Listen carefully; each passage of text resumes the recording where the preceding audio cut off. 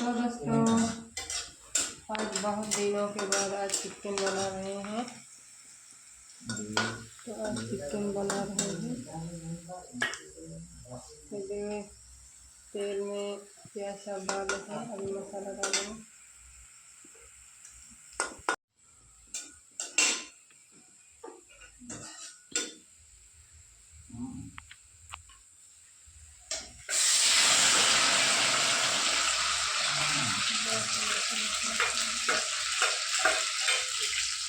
तो दोस्तों बहुत दिनों बाद